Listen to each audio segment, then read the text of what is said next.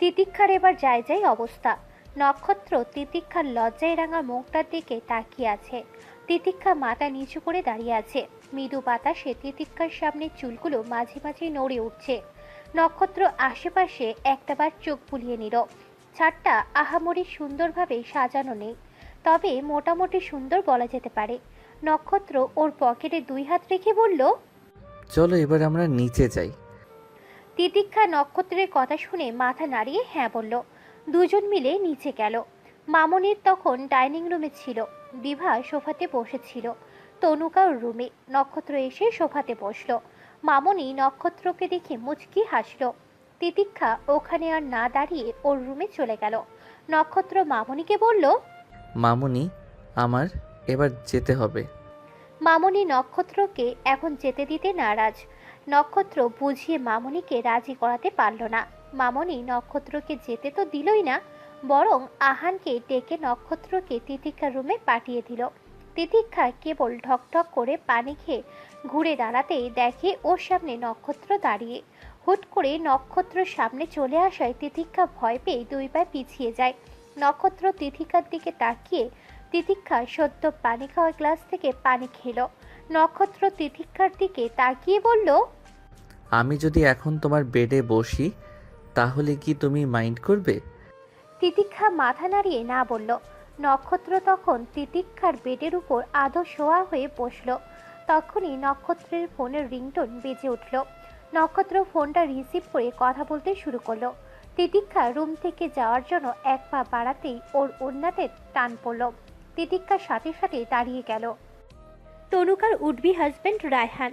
তনুকা রায়হানের সাথে কথা বলছে। আহান দৌড়ে এসে তনুকার গায়ের উপর হুমড়ি খেয়ে পড়ল। তনুকা ভয় পেয়ে চমকে উঠল। আহান তখন ওর সব দাঁত বের করে হাসতে আরম্ভ করলো। তনুকা উঠে আহানের পিঠে দুম করে কিল বসিয়ে দিল। আহান তখন গলা ফাটিয়ে তনুকাকে বলল, উফ মুটকি আপু, তুমি আমাকে এত জোরে মারলে কেন? তনুকার রাগী চোখে আহানের দিকে তাকিয়ে বলল, বেশ করেছি। তুই হুট করে এসে আমাকে ভয় দেখালি কেন? আহানও ওর গলার জোর বাড়িয়ে দিয়ে বলল, আমি বেশ করেছি। রায়হান ভাইয়া এই মুটকি আপুকে বিয়ে করবে না। রাক্ষসের মতো সারাদিন খাই খাই আর মুটকি হয়। একে বিয়ে করলে আপনি 1 সপ্তাহের মধ্যে গরিব হয়ে যাবেন। এটা হলো আমাদের বাসার ছোটোখাটো হাতি একটা। আহানের কথা শুনে তনুকা আর এক ঘা বসানোর আগেই আহান দৌড় দিল। যদিও যাওয়ার আগে তনুকার চুলে টান দিয়ে গেছে আহান। তনুকা তখন বিড়বিড় করে আহানকে বকা দিল। ফোনের ওপাশে থাকা রায়হান হেসে দিল 2 ভাই বোনের ঝগড়া করার কথা শুনে। তিতিক্ষা ঢোক গিলে ঘাড় ঘুরিয়ে পিছনে তাকালো। তিতিক্ষা ভেবেছিল কিছুর সাথে হয়তো ওর ওড়না আটকে গেছে, কিন্তু না, নক্ষত্রই তিতিক্ষার ওড়নার একটা কোণ ধরে আছে। তিতিক্ষা ওড়না ধরে রেখেই সে ফোনে কথা বলতে ব্যস্ত। কথা বলা শেষ করে নক্ষত্র ফোন কেটে তিতিক্ষার দিকে তাকিয়ে বলল, আমাকে একা রেখে কোথায় যাচ্ছ তুমি? তিতিক্ষা মৃদু স্বরে বলল। তিতিক্ষার কথা শুনে নক্ষত্র তিতিক্ষার দিকে এক নজর তাকিয়ে বলল, আপাতত তোমার থেকে কিছুক্ষণ সময় পেতে চাই। নক্ষত্র তিতিক্ষাকে এটা ওটা জিজ্ঞাসা করছিল। তিতিক্ষা তখন সেগুলোর উত্তর দিচ্ছিল। এরপর দুপুরে লাঞ্চ সেরে নক্ষত্র চলে গেছে। নক্ষত্রের আম্মু তিতিক্ষার জন্য শীতের যাবতীয় প্রয়োজনীয় জিনিসগুলো পাঠিয়েছে। বাসার সবার জন্য অনেক কিছু আছে। তিতিক্ষা নক্ষত্রের আম্মুকে ফোন দিয়ে কথা বলে নিল। কালকে রাতেও তিতিক্ষার আম্মুর সাথে কথা হয়েছে। উনিও বলেননি যে আজকে নক্ষত্র আসবে। সবাই চেয়েছিল নক্ষত্রকে হুট করেই দেখে তিতিক্ষা সারপ্রাইজ হবে, কিন্তু কেউ এটা ভাবে না যে এমন সারপ্রাইজ তিতিক্ষার জন্য হার্ট অ্যাটাকের মতো অবস্থা হয়ে দাঁড়ায়। তিতিক্ষা, অভ্র আর নক্ষত্রের আব্বুর সাথে কথা বলল। এরপর বউ শাশুড়ি মিলে অনেকক্ষণ গল্প করে ফোন রাখলো। আজকে 4 দিন হলো নক্ষত্র লন্ডনে গেছে। ফোন কল আর মেসেজে তিতিক্ষার সাথে নক্ষত্রের কথা হয়েছে। তিতিক্ষার আম্মু তিতিক্ষাকে ফোন দিয়ে বারবার বলে দিয়েছে যে তিতিক্ষা যেন নক্ষত্র সহ ওর আব্বু আম্মুর খোঁজ নেয়। তিতিক্ষার এখন তেমনভাবে কোনো পড়াশোনার চাপ নেই, তবুও পড়াশোনাগুলো এগিয়ে রাখে যাতে পরে চাপটা বেশি না পড়ে। নবীন 1 সপ্তাহের জন্য ছুটিতে এসেছে। বাসাটা আরও চনমনে হয়ে উঠেছে। ভাই বোনগুলো আড্ডা খুনসুটির সাথে মামনির হালকার উপর ঝাপসা করে বকা। সকালবেলায় উঠে ইউনিভার্সিটি, দুপুরে এসে খেয়ে ঘুমোনো, বিকেলে আড্ডা, সন্ধ্যায় নক্ষত্রের সাথে কথা বলা, পড়তে বসা, আর ঘুমানোর আগে নক্ষত্রের ছবি দেখে ওর কথা ভাবতে ভাবতে ঘুমিয়ে পড়া। এইসব মিলিয়ে তিতিক্ষার দিন কাল ভালোই যাচ্ছে। সন্ধ্যার একটু আগে মামনি হুট করে তিতিক্ষাকে জামা কাপড় গুছিয়ে নিতে বলল। তিতিক্ষা মামনিকে জিজ্ঞাসা করলো, কেন মামনি? মামনি তিতিক্ষার দিকে তাকিয়ে বলল, 1 সপ্তাহের জন্য তুই সিলেট যাচ্ছিস। তিতিক্ষা অবাক হয়ে মামনির দিকে চেয়ে আছে। মামনি তিতিক্ষার ব্যাগে জামা কাপড় গুছিয়ে দিচ্ছে। মামনি ব্যাগ গোছাতে গোছাতে তিতিক্ষাকে রেডি হয়ে নিতে বলল। তিতিক্ষা দীর্ঘশ্বাস ফেলে রেডি হতে চলে গেল। তিতিক্ষা জারুল ফুলের কালারে একটা থ্রি পিস পরে নিল। রেডি হয়ে মাথাতেই হিজাব পরে গায়ে লাল আর কালো সংমিশ্রণে শাল জড়িয়ে নিল। বাহিরে শীতের প্রকোপ বেড়েছে, আর তিতিক্ষা শীত কাতুরে ওর অল্পতে ঠান্ডা লেগে যায়। তিতিক্ষা একেবারে রেডি হয়ে দাঁড়াতেই নিচ থেকে গাড়ির হর্ন বেজে উঠল। মামনি তিতিক্ষাকে নিয়ে নিচে চলে গেল। নক্ষত্রের আম্মু তিতিক্ষাকে দেখে মুচকি হেসে কপালে একটা আদর দিল। তিতিক্ষা আর কিছু বুঝতে বাকি রইল না। মামনি সবাইকে বারবার উপরে যেতে বলল, কেউ গেল না। নক্ষত্রের আম্মু মামনির থেকে বিদায় নিয়ে তিতিক্ষাকে নিয়ে গাড়িতে উঠে বসলো। অদ্রি তিতিক্ষাকে দেখে জড়িয়ে ধরল। নক্ষত্রের আব্বু ড্রাইভারের পাশে বসা। নক্ষত্রকে গাড়িতে দেখতে না পেয়ে তিতিক্ষা যেন হাঁপ ছেড়ে বাঁচল। গাড়ি ছুটছে তার গন্তব্যের অনুসারে। মিসেস আবরার তিতিক্ষাকে বলল, আমরা সিলেট যাচ্ছি, তুই তো এখন ফ্রি আছিস, এজন্য ভাবলাম তোকেও সাথে করে নিয়ে যাই। তিতিক্ষা ওনার কথা শুনে মুচকি হাসল। তিতিক্ষা জিজ্ঞাসা করল, হুট করে সিলেট কেন আম্মু? মিসেস আবরার তিতিক্ষার মুখে আম্মু ডাক শুনে খুব খুশি হয়েছেন, সেটাও ওনার মুখ দেখেই বোঝা যাচ্ছে। উনি তিতিক্ষার দিকে তাকিয়ে বললেন, আমার মা অসুস্থ, এই জন্য দেখতে যাচ্ছি। তিতিক্ষা আর এই ব্যাপারে কথা বাড়ালো না, তবে তিনজনে মিলে অনেকক্ষণ গল্প করল। অদ্রি ও নানুর বাড়ির গল্প বলল। নক্ষত্রের আম্মু নক্ষত্রের দুষ্টুমির কথাও বলল। মিস্টার আবরারও ওদের সাথে যোগ দিয়ে অনেক কথাই বলল। 3টা মেয়ে একসাথে বসে থাকবে আর সেখানে কোনো গল্প হবে না, এটা তো অবিশ্বাস্য ঘটনা। গল্প করতে করতে অদ্রি আর নক্ষত্রের আম্মু ঘুমিয়ে পড়েছে। তিতিক্ষা জানালার দিকে তাকিয়ে রাতের আকাশ দেখছে। যদিও শীতের কারণে গাড়ির গ্লাসটা তুলে দেওয়া, তারপরেও দেখতে কোনো সমস্যা হচ্ছে না। আবছা মেঘের আড়ালে লুকিয়ে থাকা বেহায়া চাঁদটাও মনে হচ্ছে ওর সঙ্গ পেতে চাচ্ছে। ওদের সাথে সাথে চুপি চুপি চাঁদটা যাচ্ছে। চাঁদটার থেকে একটু দূরে আবছাভাবে একটা নক্ষত্র দেখা যাচ্ছে। মিটমিট করে জ্বলে সেই তার উপস্থিতিটা জানান দিচ্ছে। তিতিক্ষা চারটার পাশে নক্ষত্রটার দিকে তাকিয়ে কিছু একটা ভেবে মুচকি হাসল। তখনই ওর ফোনে মেসেজের টোন বেজে উঠল। তিতিক্ষা ওর ফোনে আসার মেসেজটা ওপেন করে দেখল নক্ষত্রের মেসেজ। এই যে আমার ঘুমপড়িটা, আপনি কি ঘুমের দেশে পাড়ি দিয়েছেন? নক্ষত্রের মেসেজ দেখে তিতিক্ষা মুচকি হেসে ছোট্ট করে মেসেজ করলো, না। এরপর নক্ষত্র তিতিক্ষার মেসেজ পেয়ে আবার মেসেজ করলো। মেসেজ টোন আবার বেজে উঠল। তিতিক্ষা ওর ফোনটা সাইলেন্ট করে নিল, না হলে মেসেজের টোনের শব্দে সবার ঘুম ভেঙে যেত। কিছুক্ষণ এইভাবে দুজনের কথাবার্তা চলতে থাকলো। কথা বলতে বলতে তিতিক্ষা একটা সময় ঘুমিয়ে পড়েছে। তিতিক্ষা আর মেসেজ না পেয়ে নক্ষত্র বুঝে নিয়েছে তিতিক্ষা ঘুমিয়ে গেছে। নক্ষত্র বালিশের উপর ভর দিয়ে উপর হয়ে শুয়ে আছে। ফোনে তিতিক্ষার একটা পিক বের করে দেখছে আর মুচকি হাসছে। এই পিকটা ওদের এঙ্গেজমেন্টের দিনে তোলা। নক্ষত্র যখন তিতিক্ষাকে ফিস ফিস করে বলছিল যে, এমন মায়াবী অনায়াসে কাউকে ঘায়েল করা কাজল কালো দুনয়নে অশ্রুর ফোঁটা বড্ড বেমানান। প্রিয় থেকে প্রিয়তর মানুষটার চোখে অশ্রু দেখলে যে কোনো একজনের কলিজাটাও যে কেঁপে ওঠে, এটা কি কেউ বুঝে? এই কথাটা বলার পরেই তিতিক্ষা যে অবাক চোখে নক্ষত্রের দিকে তাকিয়েছিল, চোখে মুখে বিস্ময়ের ছাপ স্পষ্ট। কাজল কালো চোখের কোণে এক ফোঁটা অশ্রুবিন্দু জমে আছে। নাকের উপরে বিন্দু বিন্দু ঘাম।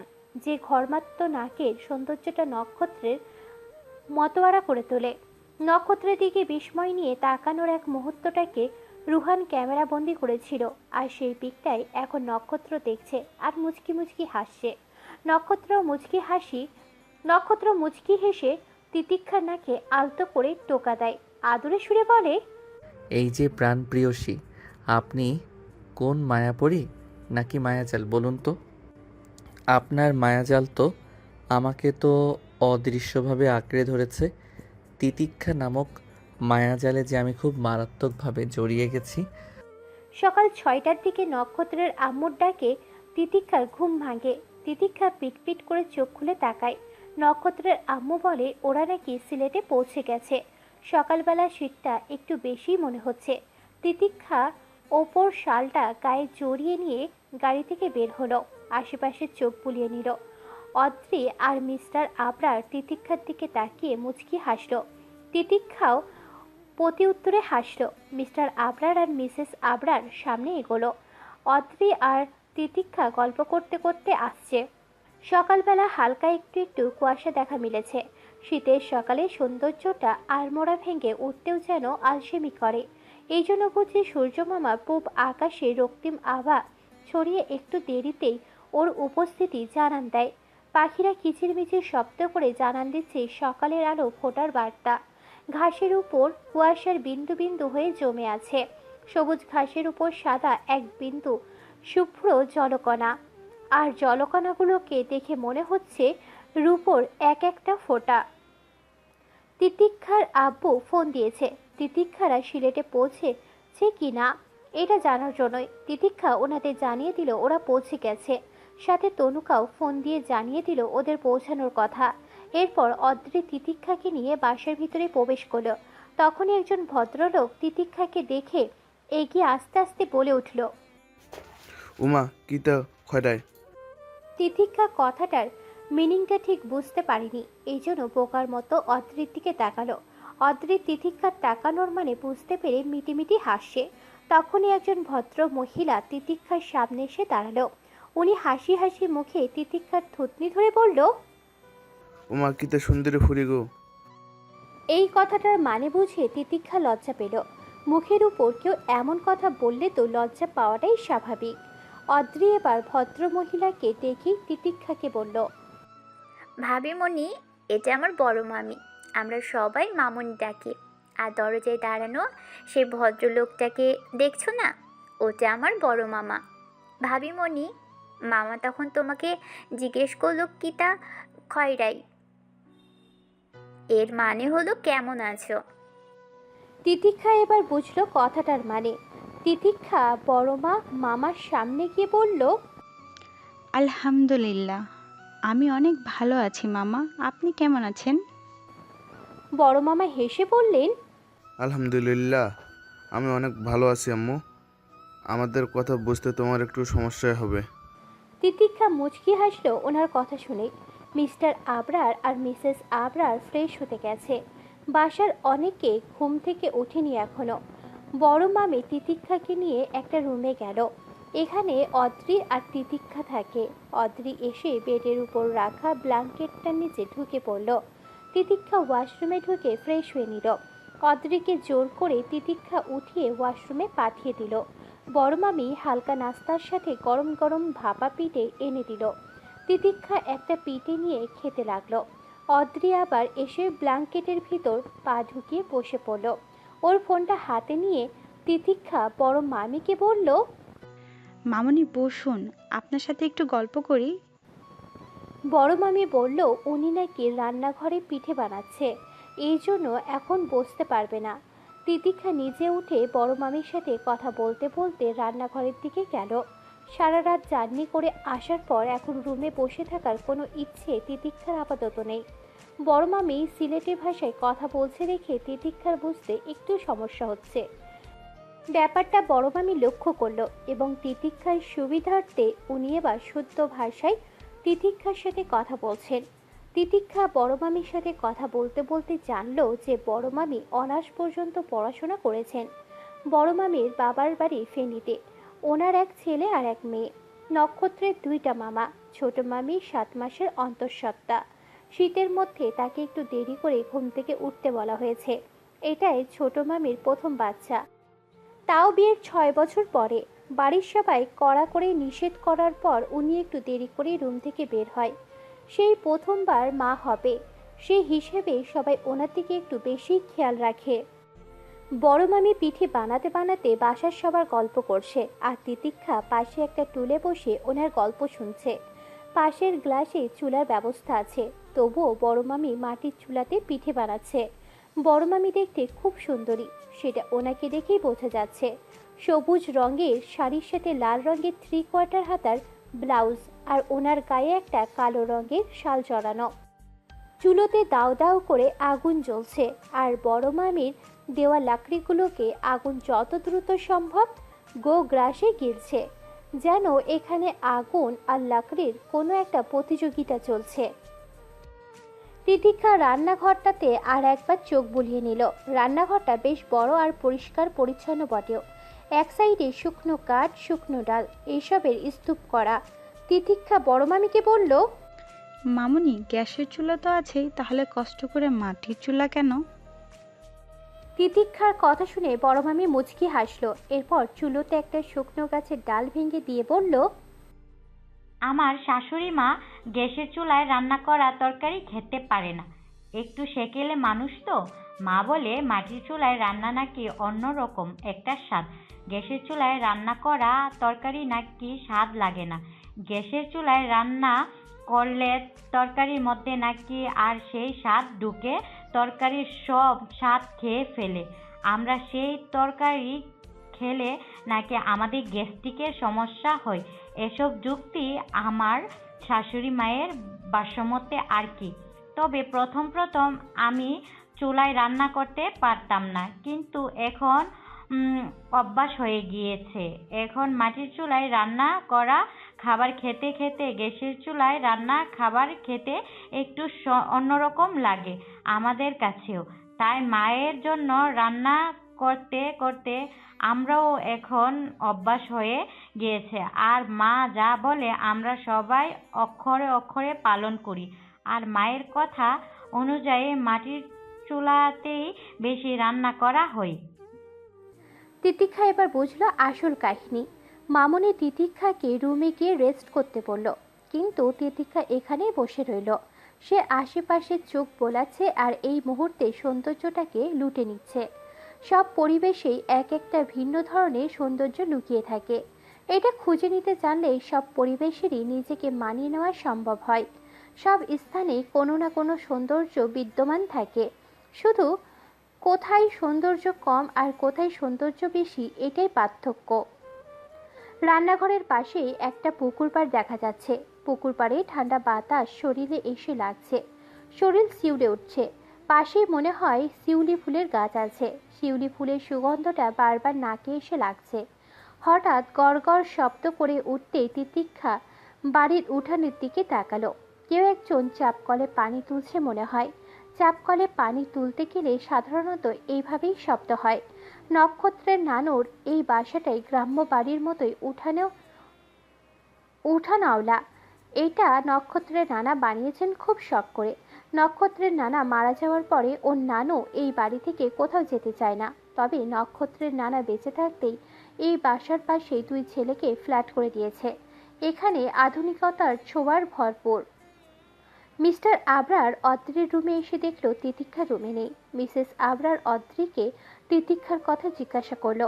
অদ্রি জানালো তিতিক্ষা বড় মামির সাথে রান্নাঘরে। মিসেস আবরার রান্নাঘরের দিকে পা বাড়ালো। ওইদিকে নক্ষত্রের খুব ব্যস্ত সময় যাচ্ছে, ফোনটা হাতে নেওয়ার সময় পাচ্ছে না। তবুও কাজের ফাঁকে তিতিক্ষাকে একটা মেসেজ করে রাখলো। শুভ সকাল নাহিয়ান আবরার, আপনি কি ঘুম থেকে উঠেছেন? শুনুন, আজকে আমি কাজে একটু বেশিই বিজি থাকব। আপনি নিজের খেয়াল রাখবেন আর খাওয়া দাওয়া ঠিক মতো করবেন। ঠান্ডা যেন না লাগে এই কথাটাও মাথায় রাখবেন। আর আমি ফ্রি হয়ে আপনাকে জানাবো। আল্লাহ হাফেজ। তিতিক্ষা ওর ফোনটা রুমে রেখে এসেছে। অদ্রি তিতিক্ষার ফোনে নক্ষত্রের মেসেজ দেখে মুচকি হাসলো। অদ্রি ফোনটা নিয়ে দূর থেকে উঠতে যাবে তখনই তিতিক্ষা রুমে ঢুকলো। অদ্রি ওর নিজের ফোনের দিকে তাকিয়ে বলল, ভাবিমণি, তোমার আর্কিটেক্ট সাহেব বার্তা পাঠিয়েছেন। তিতিক্ষা এই আর্কিটেক্ট সাহেবকে চিনতে পারেনি, এই জন্য তিতিক্ষা অদ্রির দিকে জিজ্ঞাসা দৃষ্টিতে তাকিয়ে বলল, আর্কিটেকচার সাহেবটা আবার কে? তিতিক্ষার কথা শুনে অদ্রি চোখ বড় বড় করে তাকিয়ে হো হো করে উচ্চ শব্দে হেসে দিল। হাসির চোটে অদ্রি কথা বলতে পারছে না। তিতিক্ষা বোকার মতো অদ্রির দিকে তাকিয়ে আছে। অদ্রি কোনো রকমে হাসি থামিয়ে বলল, নাহিয়ান আবরার নক্ষত্র হলেন একজন আর্কিটেক্ট। উনি এই কাজেই নিয়োজিত আছেন, এই জন্য তোমার ওনাকে আর্কিটেক্ট সাহেব বললাম। এবার তো বুঝলে? তিতিক্ষা কেবল জানল নক্ষত্র একজন আর্কিটেক্ট। তিতিক্ষা এবার আদ্রির সামনে লজ্জা পেল। হবু বর কি পেশায় নিয়োজিত এইটাও কিনা সে এখনো জানে না। অদ্রি তিতিক্ষাকে লজ্জা পেতে দেখে তিতিক্ষাকে জড়িয়ে ধরে বলল, থাক, আর লজ্জা পেতে হবে না। ভাবিমণি, তুমি ভাইয়ের সাথে কথা বলো, আমি একটু বাইরে থেকে আসছি। অদ্রি তিতিক্ষাকে নক্ষত্রের সাথে কথা বলার একটু সুযোগ করে দিয়ে চলে গেল। তিতিক্ষা ওর ফোনটা হাতে নিয়ে নক্ষত্রের মেসেজটা দেখল। তিতিক্ষা ঠোঁটের কোণে লজ্জার আভা। আসলে নক্ষত্র যে কি করে এটা জানার কথা ওর মাথাতেই আসেনি। আর বাসার কেউ তো বলেনি, আর নিজে থেকে কাউকে জিজ্ঞাসা করাও হয়নি। তিতিক্ষা মনে বলল, তা এই জন্যই বুঝি আর্কিটেকচার সাহেব লন্ডনে গেছে। নক্ষত্র একজন আর্কিটেক্ট। এই পেশাতে যারা নিয়োজিত তারা বিল্ডিংয়ের সৌন্দর্য বৃদ্ধির কাজটা করে থাকেন। অনেকে আবার এই পেশাকে ভাবে যে বিল্ডিং ইঞ্জিনিয়ার, কিন্তু আর্কিটেক্ট আর ইঞ্জিনিয়ারের পেশার কাজ বিল্ডিং, হাসপাতাল, স্কুল, কলেজ হয়ে থাকলেও এদের কাজের প্রকারভেদ আলাদা। একজন ইঞ্জিনিয়ারিং বিল্ডিং বাড়ি বানায়, আর একটা আর্কিটেক্ট তাদের বিচার বুদ্ধি দিয়ে বিল্ডিংটাকে আকর্ষণীয় করে তোলে। আর আর্কিটেক্ট পেশাতে আর্ট জানাটা আবশ্যিক, কারণ তাদের কাজের প্রধান বাহক হলো স্কেচ, নকশা, ডিজাইনের মধ্যে যে সুন্দর বিল্ডিং তৈরি করা হয় সেই বিল্ডিংকেও আর্কিটেকচার বলা হয়। তাই আর্কিটেকচার দিয়ে এক ধরনের বিল্ডিং ডিজাইনের প্রক্রিয়া এবং প্রক্রিয়ার ফলাফল দুটোই বোঝা যায়। আর যিনি এই কাজে ডিজাইন করে সেই ব্যক্তিকেই বলা হয় আর্কিটেক্ট। আর্কিটেক্ট পেশাটা কি, আশা করি আপনাদের বোঝাতে সক্ষম হয়েছি। মিস্টার আবরার আর মিসেস আবরার সহ বাড়ির সকলে এক জায়গায় বসে আছে। তিতিক্ষা আর অদ্রি এসে ওখানে যোগ দিল। মিসেস আবরার বাড়ির সকলের সাথে তিতিক্ষার পরিচয় করিয়ে দিল। তিতিক্ষা সবাইকে উদ্দেশ্য করে আর একবার সালাম দিল। বড় মামির মেয়ে পাতা এসে তিতিক্ষাকে জড়িয়ে ধরল। বড় মামির ছেলে পলক এখন বাসায় নেই। তিতিক্ষা ছোট মামি আর ছোট মামার সাথে কথা বলল। আশেপাশে চোখ বুলিয়ে নক্ষত্রের নানুকে কোথাও দেখতে পেল না। বাড়ির সবাই একসাথে ব্রেকফাস্ট করতে বসলো। তিতিক্ষার একটা জিনিস দেখে বড্ড বেশি ভালো লাগলো, যে সবার সাথে সবার খুব মিল। বড় মামি আর ছোট মামিকে দেখে মনে হচ্ছে ওরা দুই বোন। ছোট মামির সব আহ্লাদি আবদার বড় মামির কাছে। খাওয়া দাওয়ার পর্ব চুকিয়ে মিসেস আবরার তিতিক্ষাকে নক্ষত্রের নানুর রুমে নিয়ে গেল। তিতিক্ষা ভয়ে ভয়ে নানুর রুমে প্রবেশ করলো। নানু তখন বালিশে হেলান দিয়েছিল। ওনার মুখে পান আর উনি আরামসে বসে চিবোচ্ছেন। তিতিক্ষা নানুকে সালাম দিয়ে ওনার পাশে বসে কুশল বিনিময় করলো। নানু ওকে যা যা জিজ্ঞাসা করছে তিতিক্ষা সেগুলোর উত্তর দিচ্ছে। তবে তিতিক্ষা একটা জিনিস খেয়াল করলো, নানু যতই কথাই বলুক ওনার মুখে গম্ভীর একটা ভাব স্পষ্ট বোঝা যাচ্ছে। বিকালের দিকে অদ্রি আর তিতিক্ষা বাসা থেকে বের হলো। অদ্রি তিতিক্ষাকে ঘুরে ঘুরে সব দেখাচ্ছে। তিতিক্ষা আর অদ্রির সম্পর্কটা অন্যরকম। দুজন দুজনের সাথে বন্ধুর মতো করে মিশে গেছে। ওরা একসাথে থাকলে ওরা ননদ ভাবি, এটা ওদের দেখে বোঝাই যায় না। দুজনে পাশাপাশি হাঁটছে, গল্প করছে। অদ্রি দৌড়ে গিয়ে ওর মামাদের ফ্ল্যাটের পাশে পেয়ারা গাছটা থেকে 4টে পেয়ারা ছিনিয়ে আনলো। 2টো পেয়ারা তিতিক্ষাকে দিল আর 2টো নিজে দিল। তিতিক্ষা আর অদ্রি দুজনের পেয়ারাতে কামড় বসালো। অদ্রি ওর মামাদের ফ্ল্যাটে মামাদের বাগান, পুকুর এসব দেখাচ্ছে। তখনই তিতিক্ষার ফোনে মামুনের ফোন দিল। তিতিক্ষা ফোনে কথা বলছে আর দুজনে সামনে হাঁটছে। প্রায় 2 দিন পর নক্ষত্রকে ওর আম্মু জানালো ওর নানু এখন গুরুতর অসুস্থ। এখন খবর শুনে নক্ষত্র বাসায় না গিয়ে ঢাকা থেকে সরাসরি সিলেট এসেছে। লন্ডনে যে কাজে গিয়েছিল সেই কাজটা সাকসেসফুল করে এসেছে। নক্ষত্র যে এখানে এসেছে তিতিক্ষা জানে না। তিতিক্ষা যে এখানে আছে এটা নক্ষত্রও জানে না। নক্ষত্র ওর নানুর পাশে বসে মুচকি হেসে কিছু বলতে যাবে, তার আগে ওর নানু গম্ভীর কণ্ঠে বলল, ওই ফুরি ইগো আমার কাটছে না, কোনো কালে ই ফুরির লাগে তোর বিয়া দিতাম নাই। নক্ষত্র নানুর কথা বুঝতে না পেরে জিজ্ঞাসু দৃষ্টিতে ওর আম্মুর দিকে তাকালো। ওর নানু কোন মেয়ের কথা বলছে? নক্ষত্র এটাই ঠিক বুঝতে পারছে না। নক্ষত্রের আম্মু হুট করে নক্ষত্রকে কিছু না বলে রুম থেকে বেরিয়ে গেল। নক্ষত্র নিজেকে স্বাভাবিক রেখে নানুর দিকে তাকিয়ে বলল, নানু, তুমি কি আমাকে তিতিক্ষার কথা বলছো? নানু নাক ফুলিয়ে জোরে একটা নিঃশ্বাস নিল। ওনাকে দেখে মনে হচ্ছে উনি খুব রেগে আছে। নানু ওনার কণ্ঠকে আরো গম্ভীর করে বলল, আমি ইউ ফুরির খাতাই খাইতাম, এ ফুরির লাগে তোর বিয়া দিতাম নাই। কথা শুনে নক্ষত্র ভুরুকুচকে নানুর দিকে তাকালো। নানু তিতিক্ষাকে দেখেনি, তাহলে এরকম মন্তব্য করার কারণ নক্ষত্র বুঝতে পারল না। নানু আবার কিছু বলতে চাইলে তার আগেই নক্ষত্র বলল, আমি আবেগপ্রবণ হয়ে তো কোনো সিদ্ধান্ত নিইনি নানু, আমার ভালো মন্দ বোঝার বয়স হয়েছে। নক্ষত্রের নানু পারছে না নক্ষত্রকে গিলে খেতে। নানু চোখ বড় বড় করে নক্ষত্রের দিকে তাকিয়ে আছে, তবে নক্ষত্র এখনো নিজেকে স্বাভাবিক রেখে চুপ করে বসে আছে। এটাই নক্ষত্রের বিশেষ একটি গুণ। অস্বাভাবিক পরিস্থিতিতেও সে নিজেকে স্বাভাবিক রাখতে পারে। আর এখানে তিতিক্ষাকে নিয়ে কথা উঠেছে, ভেবে চিন্তে মাথা ঠান্ডা রেখে পদক্ষেপ নেওয়াটাই নক্ষত্রের কাছে বুদ্ধিমানের কাজ বলে মনে হচ্ছে। নানু নক্ষত্রের দিকে অগ্নি দৃষ্টিতে তাকিয়ে আছে। নানুর এমন রূপ দেখে নক্ষত্র মুচকি হেসে শান্ত গলায় বলল, আমি মানলাম তিতিক্ষাকে তোমার পছন্দ হয়নি। এবার বলো তো কেন তোমার ওকে পছন্দ হয়নি? নক্ষত্রর কথা শুনে নানু আরো ক্ষেপে গেল। উনি রেগে গিয়ে উচ্চস্বরে বলল, আমি তোর লাগি অনুফুরি দেখা রাখছি, তার লগে তোর বিয়া দিমু। আমি আর কিছু শুনতাম নাই, আমি যেখানে কইছি ওখানে হইবি। তুমি এখন যাও, গিয়ে ঘুমাইলে ঘুমাও। তক্ষুনি বড় মামির সাথে একটা মেয়ে রুমে প্রবেশ করলো। গ্রাম্য বেশে শাড়ি পরা, মাথায় এক হাত ঘোমটা দেওয়া। নক্ষত্র ওনাদের দেখে বাহিরে যাওয়ার জন্য উঠে দাঁড়াতেই নানু বলল, অক্কা তোর হবু বউ। নক্ষত্র, এ ফুরির দেখা কোনো মাত মাতবি না, ওগুলিরেই তোরে বিয়া করা লাগবো। নক্ষত্র কিছু বলছে না, চুপ করে দাঁড়িয়ে আছে। বড় মামি সবার মুখে মুখে তাকাচ্ছে। উনি আশেপাশে তাকিয়ে তিতিক্ষাকে খুঁজছে, কিন্তু কোথাও তিতিক্ষা নেই। নক্ষত্রের আম্মু বড় মামিকে দিয়ে এই মেয়েটাকে নানুর রুমে পাঠিয়েছে। বড় মামিও এই মেয়েকে চেনে না। নক্ষত্রের আম্মু এই রুমের দিকে আসেনি। নক্ষত্র এখনও চুপচাপ স্থির হয়ে দাঁড়িয়ে আছে, কারণ নক্ষত্র এখানে কথা বলার আর কোনো প্রয়োজন মনে করছে না। তিতিক্ষা এখন ওর হবু বউ, আর এখন এই বিষয়টাকে আবার নতুন করে ভেবে চিনতে সিদ্ধান্ত নেওয়ার কোনো প্রশ্নই ওঠে না। নানু এমন বোকা বোকা যুক্তিতে নক্ষত্রের কোনো মাথা ব্যথা নেই। সে মেয়েটি চুপচাপ রুমের এক কোণে দাঁড়িয়ে আছে। নক্ষত্র রুমের বাহিরে পার বাড়াবে, তখনই নানু আবার বলে উঠল, একবার তো ওই ফুরির চান্দের লাহান মুখখানা দেখিলা, ইগো ফুরির আর মনে পড়তো নাই।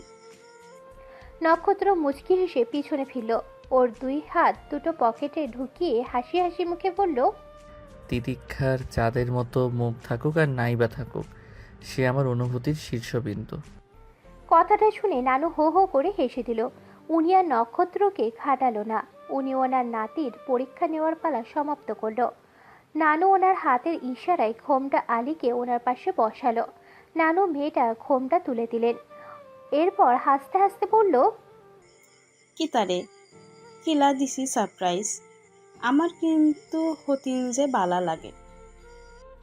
নক্ষত্র নানুর দিকে তাকিয়ে কথা বলতে গিয়ে আচমকভাবে মেয়েটার দিকে চোখ পড়ল। নক্ষত্র প্রথমে চোখ সরিয়ে আবার মেয়েটার দিকে তাকালো। মেয়েটা কে চিনতে নক্ষত্রের 2 মিনিট সময় লাগেনি। কারণ ওটা তিতিক্ষা ছিল। নক্ষত্র একটু অবাক হয়েছে তিতিক্ষাকে এখানে দেখে, তবে সেটা কাউকে বুঝতে দিল না। যদিও নক্ষত্র তিতিক্ষাকে এখানে এই অবস্থা মোটেও আশা করেনি। আর এরকম গ্রাম্য সাজে যে তিতিক্ষা ছিল এটা নক্ষত্রের জানার কথা না।